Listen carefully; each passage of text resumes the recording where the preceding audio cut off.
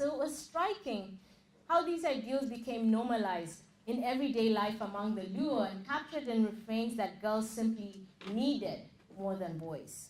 So for example, when I asked why boys didn't have the same money concerns as girls, Maureen Riley noted, girls need a lot of things.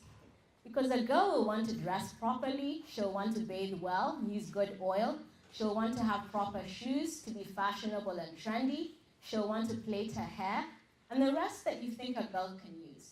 So I think that girls need more than boys. So again, Maureen could be in places other than Nyanza province, Kenya, and this statement would still resonate. So I asked boys the same question, and Thomas said, boys, they can even have 3 clothes. But a girl can't sit with just 3 clothes. Onyango, another young man, said, girls love money because they can't ask their parents, but they like these small things like makeup. Their needs are high, so they love money to buy these small things. So when I asked girls, okay, so you're saying that you need more than boys, what are the things that you need? And so they listed things like sanitary towels, lotion or oil for skin, deodorant, powder, and makeup. And it was striking to me that these are not what we might ordinarily think of as needs, right? Like food or shelter.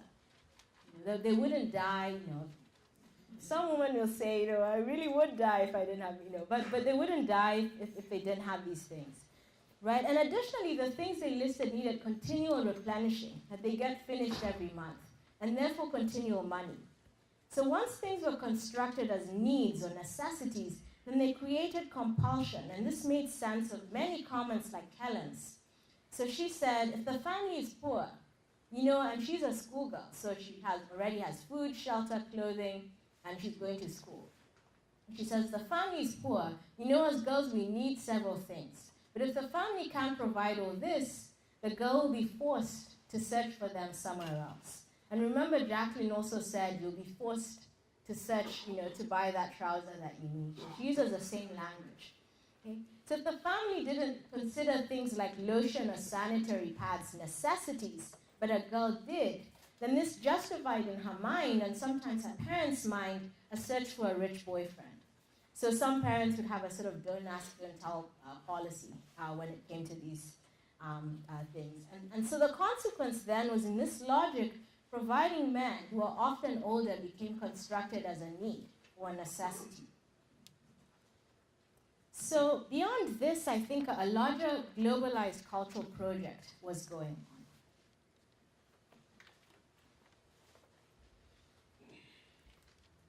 So I wanted to see, is this just about Nyanza province, Kenya? Or is this also true in other settings? So this sort of idea of consumption and girls needing more than boys. And when I started looking cross-culturally and historically at consumption practices, it became apparent this process was not unique to Nyanza. Indeed, a number of studies examining the early and middle part of the 20th century describe the packaging, export, and uptake of consuming femininity in several parts of the world in and outside the West, including India, China, and South Africa. So as Weinbaum and colleagues describe, successful sale of beauty products was connected to the ideal of modern femininity that resulted in strikingly similar appearances of modern girls in the varied settings they studied. And so they note a particular bundle of commodities, including lipstick, nail polish, face creams and powders, skin lighteners, tanning lotions, shampoos, hairstyling products, fancy soaps, perfumes, deodorants, toothpaste, cigarettes, high-heeled shoes, cloche hats, fashionable sexy clothing was advertised globally. Such commodities were linked in each local context to the expression of modern femininity. So specific marketing campaigns to make these products what constituted modern femininity in a large variety of settings. And as researchers found in these different contexts, so there are sort of different historians all looking at different countries, and they all found the same thing going on. And as I found in this setting too, girls are modern not just because of the consumption products they use, but because of the Western feminine ideals that their presentation embodied. So in the US, Angela McRobbie said that women were produced as the ideal subjects of consumption in 20th century America. Indeed, the association of women with consumption, shopping, and retail therapy, right, as I guess what it's called in the US, has become a sort of feminized common sense, right? If you're feeling sad, go shopping. If you're feeling happy, go shopping. Right? And what has shifted, however, is the scripts that are used to bind modern femininity and consumption together. So increasingly and more recently, this production has been enabled and facilitated by the co-optation of feminist ideals to take advantage of young women's newfound economic ability to consume in their own right. So Anita Harris has noted, reinvention of youth citizenship as consumer power has been largely enacted through young women. So girls have become the emblem of the consumer citizen. So Lupita Nyong'o, pictured here as Oscar-winning actress and model, is perhaps the most globally famous Luo girl. So she comes actually from the same province that I just described, as incidentally Barack Obama's father also come from the same province. And so I find this ad somewhat illustrative of the dilemma faced by young Luo girls who want to look like the modern girls they saw themselves to be. Right? So you want to do modernity Lupita Nyong'o's ways. It's kind of expensive, right? And beyond most girls' financial capacity. Right? So if I read the copy here on the Lancôme ad, I'm proud to represent Lancome's unique vision for women and the idea that beauty should not be dictated, but should be an expression of a woman's freedom to be herself.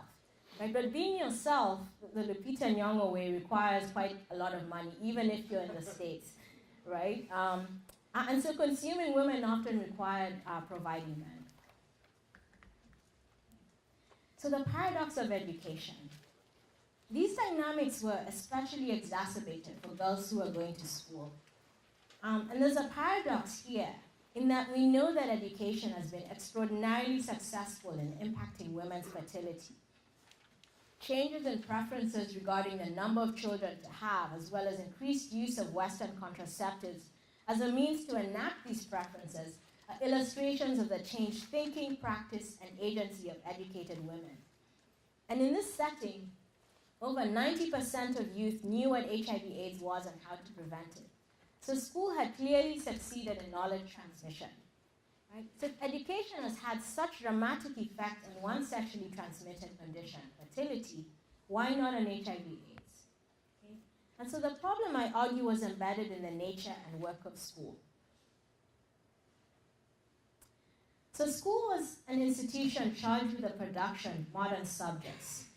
And further, going to school was not just about becoming modern women, but also about demonstrating this transformation through engaging in practices that marked their difference.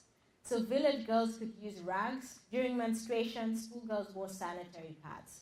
Village girls could make their own oil for their skin and face, and their own soap using ingredients gathered from the natural environment. Schoolgirls bought Vaseline intensive care lotion, Fair and Lovely face cream, Imperial leather soap, and makeup. So engaging in these practices, though, carried a dilemma, because a schoolgirl was a girl who consumed, and consumption required money. Money that in many cases they had less access to compared with men, as I show in the book. So in the process of transforming traditional girls into modern schoolgirls, school also inadvertently produced consuming women.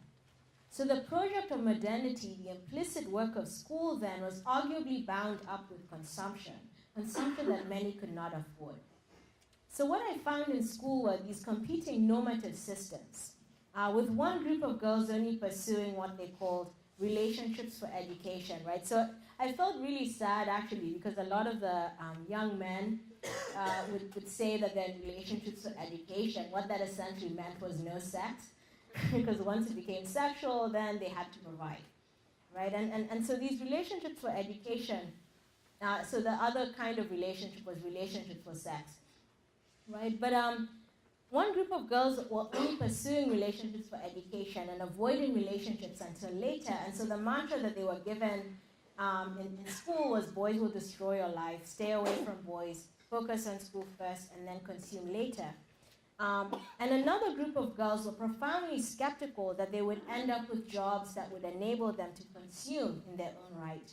And so they pursued relationships, right? So the mantra there was get a providing boyfriend, consume now, because you're not likely to get a job when you graduate. So there was a lot of disillusionment around employment and whether we're going to get a job when we graduate. Now, a final complication about school was teachers, and this was a really big surprise in my study. In the district offices, when I first began the study, a lot of the complaints officials were giving me were a lot of teachers were dying of HIV/AIDS. But when I went to the schools, students would talk about grooving with teachers, or having relationships with teachers, as they put it, because they were the most convenient providing men. Okay, so when I sort of put these things together, I realized that all it takes is one bad teacher. There are lots of great teachers, but all it takes is one bad teacher to have girls in a school at risk for HIV. So I wasn't initially entirely convinced. However, in this section, I unpack the final startling paradox and examine why women who work outside the home have higher rates of HIV compared to those who don't. So my approach here will be to focus on a case study really briefly that I conducted of the fishing economy, which was a major industry in this area, to illustrate what I think was going on. So I'll first discuss the significance of ecology before illustrating the impact of gendered economies on the local sexual economy and subsequent HIV risk. And so investigating this took me well outside, this was an entirely accidental kind of expectation, the idea that the environment, the natural environment, can actually play a role in shaping people's risk for HIV. So first, the significance of ecology. As suggested by the map that I showed you right at the beginning, the most dominant geographical feature in Nyanza province is Lake Victoria. It's the second largest freshwater lake in the world, the largest in Africa. And throughout my fieldwork, as I moved between districts, I discovered how much of Luo land hugs Lake Victoria, how much life is organized around the lake. And many Luo were dependent on the lake for bathing, washing clothes, as a source of household water, and a key occupation and major source of income, fishing. So that's why I decided to focus on this industry, because it employed a lot of people. Now, the lake became increasingly important in the 1980s and 90s during a period of structural adjustment because of the decline of other economies in the province, leading to limited jobs in the formal sector and increasing disillusionment, as I mentioned, about the benefits of education. So many young people, and boys in particular, would often drop out of school to go and fish because they're like, why am I staying in school and I'm seeing people who have a high school degree and don't have jobs when I could just go ahead and fish and get money right away. So fishing offered a clear career trajectory and steady daily income that made it an attractive job.